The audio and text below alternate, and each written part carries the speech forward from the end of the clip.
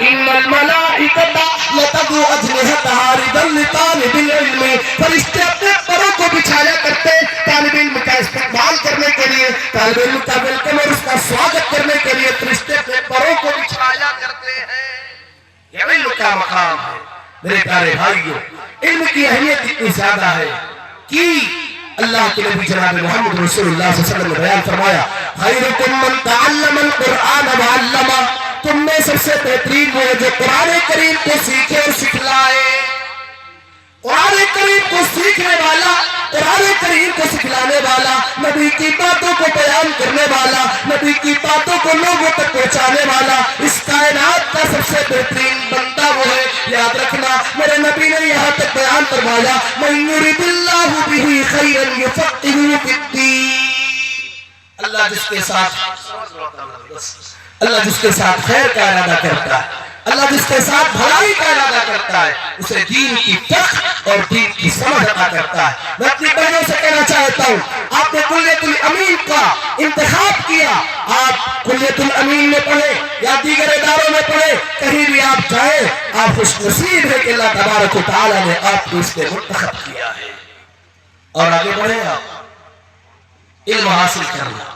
آج دنیا بہت سارے لوگ آج یہ آواز اٹھاتے ہیں نسواں مدارس بند کر دیے جائے، نسواں مدارس آباد نہ کیے جائے، کہاں بچیوں کو جلسوں کا اسٹیج سنبھال لائے، کہاں ان بچیوں کو منبر و محراب پر جا کر کے خطبہ دینا ہے، مگر ان لوگوں کو بتایا جائے آج کی جو طالبہ ہے، آج جو کسی کی بہن ہے، آج جو کسی کی بیٹی ہے، کل کسی کی بیوی بننے والی ہے، اور پھر اس کے بعد جو کسی کی ماں بننے والی ہے، اگر یہ پڑھی لکھی ہوگی تو یاد رکھنا اس سے جو اولاد آئے گی وہ اولاد انشاءاللہ دیندار ہو جائے گی۔ یہ ماں رات کو جب سوئے گی قرآن کریم کی تلاوت کر کے سوئے گی، یہ نسواں ادارے سے کاریا، مگر یہ بات الگ ہے نسواں کی بچیوں نے بھی سماج میں بڑا منفی اثر ڈالا ہے، مگر اس کے باوجود اگر کچھ بچیاں بگڑ جائیں، کچھ بچیوں کے اعمال برباد ہو جائے تو تمام کی تمام بچیوں پر خلاف نہ بولا جائے اور تمام کے تمام بچوں کے خلاف آواز کو نہ اٹھائی جائے۔ نسواں اداروں سے پڑھی ہوئی طالبات یہ اپنے گھر اور خاندان کو سنوار سکتی ہے، اپنے شوہر کو نمازی بنا سکتی ہے، شرابی شوہر کا شراب چھڑوا سکتی ہے۔ میری پیاری بہنوں اور یاد رکھنا اللہ کے نبی جناب محمد رسول اللہ صلی اللہ علیہ وسلم نے بیان فرمایا تھا تنکح المرأة لأربع، کسی عورت سے جب نکاح کیا جاتا ہے تو چار چیزیں دیکھ کر کے شادی کی جاتی ہے۔ اس میں اللہ کے نبی نے جہاں طرف خوبصورتی کا تذکرہ کیا، مالداری کا تذکرہ کیا، حسب نسب اور خاندان کا تذکرہ کیا، آپ نے بیان فرمایا فاظفر بذات الدین، اپنے بچوں کے لیے بہو تلاش کرنے والوں، اپنے گھر میں بہو لانے والوں، فاظفر بذات الدین، دیندار لڑکی کو تم ترجیح دینا۔ ابھی شیخ عبدالغفار صاحب نے بیان فرمایا حضرت اسماعیل علیہ السلام کے حوالے سے کہ ان کی ماں دیندار تھی، جس دینداری کا نتیجہ یہ ہوا کہ جس تربیت کا نتیجہ یہ ہوا باپ اپنے بیٹے سے دور ہے، ابراہیم علیہ السلام کہیں اور ہے، اسماعیل کہیں اور ہے۔ جب ابراہیم نے خواب دیکھا اور حضرت ابراہیم علیہ السلام نے اپنے خواب کو اپنے بیٹے کے سامنے پیش کیا اور کہا ہے میرے بیٹے میں تجھے ذبح کرنا چاہتا ہوں، فانظر ماذا ترى، اے میرے بیٹے بتا تیری کیا رائے ہے۔ اس بیٹے نے جواب دیا یا ابت افعل ما تؤمر ستجدنی انشاءاللہ من الصابرین، اے میرے ابو آپ کریے جو کرنا ہے، آپ مجھے صابر و شاکر۔ علم کا مقام ہے میری پیاری بہنوں، علم حاصل کرنا یہ غلط بات نہیں ہے۔ اللہ کے نبی کے پاس کچھ عورتیں آتی کہتی ہیں اللہ کے نبی ذات الرجال بحدیثک یا رسول اللہ، اے اللہ کے نبی آپ کی ساری حدیثیں اور آپ کے دین کی باتیں تو مرد سن لیتے، اے اللہ کے نبی ہمیں تو آپ تعین ہی نہیں دیتے، اے اللہ کے نبی ہمیں تو آپ موقع ہی نہیں دیتے، اے اللہ کے نبی سارا وقت آپ مردوں کو دیا کرتے، صحابہ کرام آپ سے حاصل کیا کرتے، اے اللہ کے نبی ہمارے لیے بھی کوئی وقت متعین کر دیجئے، فاجعل لنا من نفسک یوما، اے اللہ کے نبی اپنی جانب سے کوئی دن متعین کر دیجئے، ہم بھی آپ کے پاس آ کر کے دین کا علم حاصل کرنا چاہتے ہیں۔ آپ نے بیان فرمایا فاجتمعنا فی مکان کذا وکذا فی یوم کذا وکذا، اے میری پیاری صحابیہ، اے میری پیاری بہنوں، تمہیں اگر نبی کی حدیثیں یاد کرنی ہے، تمہیں اگر مجھ سے علم لینا ہے، فاجتمعنا فی یوم کذا وکذا فی مکان کذا وکذا، تم وہاں اکٹھے ہو جانا، فلاں جگہ پہ آ جانا، فلاں جگہ آ جانا، اور یہ دن تمہارے لیے خاص ہوگا۔ याद रखें अगर औरतों ने दीन इल्म हासिल किया होता। पढ़िए आयशा सिद्दीक़ा रज़ियल्लाहु तआला अन्हा की रिवायत। आप फकीहा है, आप मुहद्दिसा है। अल्लाह के नबी जनाब मोहम्मद रसूलुल्लाह सल्लल्लाहु अलैहि वसल्लम की जिंदगी के बहुत सारे मसाइल को हज़रत आयशा सिद्दीक़ा रज़ियल्लाहु तआला अन्हा ने बयान फरमाया है। तो इल्म है, बच्चों को दीनी तालीम से दूर न रखा जाए। ये बच्चियां अपने घरों को संवारने वाली हैं, इनसे एक मुआशरा जुड़ा हुआ है। अगर इन बच्चियों की इस्लाह हो जाए, इन घरों में रहने वाली औरतों की इस्लाह हो जाए, समाज और मुआशरे की इस्लाह आसान हो जाए। मेरे प्यारे भाइयों, बस आखिरी एक दो बातें बयान करके अपनी बात को खत्म कर रहा हूँ।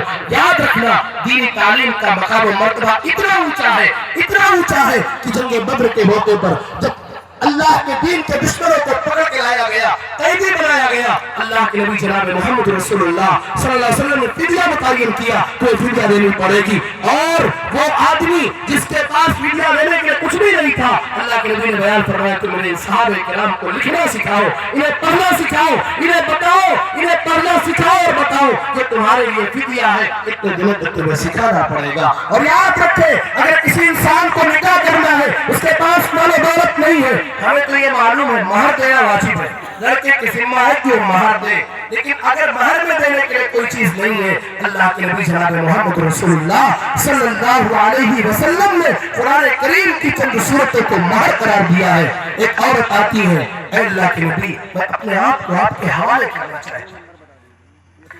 अल्लाह के नबी ने बयान फरमाया, मुझे तुम्हारी कोई हाजत और जरूरत नहीं है।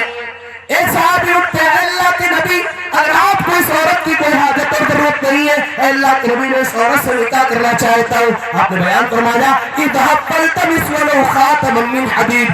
टूटो, भले ही तुम्हें लोहे की अंगूठी मिल जाए, ये कुछ नहीं पाएगा, कुछ नहीं है। एक चादर है, अल्लाह के नबी एक चादर में लेना चाहता हूँ महर में। अगर एक चादर तुम्हारे पास है, अगर उसको दे दोगे तो तुम क्या पहनोगे, वो क्या पहनेगी? बैठ गए मायूस होकर के, जाने लगे। अल्लाह के नबी ने बुलाया, कहा क्या तुम्हारे पास कुरान करीम की कुछ सूरत याद है? कहा हाँ याद है। कहा वही सूरत तुम्हारे लिए महर है, जाओ तुम अपनी बीवी को कुरान करीम की सूरतें बता देना। मेरे प्यारे भाई, वक्त काफी ज्यादा हो चुका है, खुतबा की नजाकत और सारी चीजों से वाकिफ है। इन्हीं बातों के साथ खुलासा के तौर पर हम आपसे ये बयान करना चाहते हैं, इस्लामी शरीयत में इल्म हासिल करने का मकाम बड़ा ऊंचा है, इल्म हासिल करने का मकाम बड़ा बुलंद है। आप कोई भी इल्म हासिल कर ले, यकीनन इल्म हासिल करना चाहिए, बस इस शर्त के साथ कि वो इल्म आपकी आखिरत को तबाह न करे, वो इल्म आपको अल्लाह के दीन से दूर न करे और शरीयत से दूर न करे, आपके अकीदे से समझौता न कराए, ऐसे इल्म के करीब न जाए जिससे आपकी दुनिया और आखिरत तबाह हो जाए। अल्लाह तबारक व तआला से दुआ है परवरदिगार आलम को तमाम लोगों को इल्म हासिल करने और इल्मी मराकिज़ के ताउन और उनके सपोर्ट करने की तौफीक अता फरमा। अल्लाह जो लोग भी इदारा कायम किए हुए हैं, जो लोग भी इदारा चला रहे हैं और जो लोग भी किसी इदारे के जिम्मेदार हैं, अल्लाह उनकी खिदमत को कबूल फरमा। प्यारे भाइयों, शिकवे शिकायतें बुराइयां आम हैं, लोग न जाने उनको मिलता क्या है। उलमा के खिलाफ, जिम्मेदारान के खिलाफ बातें करने से जो जिम्मेदार है उसे समझ में आता है। हमारे इदारे के नाज़िम साहब यहाँ रहते हैं, वो उनके बाद अपने उस इदारे का जिम्मेदार, हमें पता है इदारा कैसे चलाया जाता है, कितना कितना प्रेशर होता है। 400-500-600 बच्चों की तरबियत करना, कहीं कुछ हो ना जाए, बच्ची कहीं चली ना जाए, उसके साथ कोई मामला ना हो जाए, बड़े मसाइल है, बड़ी मेहनत करते हैं और बड़ी फिक्र के साथ बच्चियों को तैयार किया जाता है। इन उलमा का अगर सपोर्ट न करें तो कम से कम अपनी ज़बान की हिफाजत करें। इन इदारों के खिलाफ आप न अपने आवाज को उठाएं, दुनिया लगी है इन इदारों को बर्बाद करने के लिए, कम से कम हम सितम न ढाएं, इन इदारों की हिफाजत करें। और जैसे भी काम होता है कम से कम हमारे घरों की बच्चियां आती और जाती है, कुरान हदीस का इल्म लेती है, हम उन इदारों का सपोर्ट करते रहे। अल्लाह तबारक व तआला से दुआ है, अल्लाह के तमाम मदारिस और मराकिज़ की हिफाजत फरमा और हम सब की खिदमत को कबूल फरमा। आमीन। वाखिर दावाना अल्हम्दुलिल्लाहि रब्बिल आलमीन। अस्सलामु अलैकुम व रहमतुल्लाहि व बरकातुहू।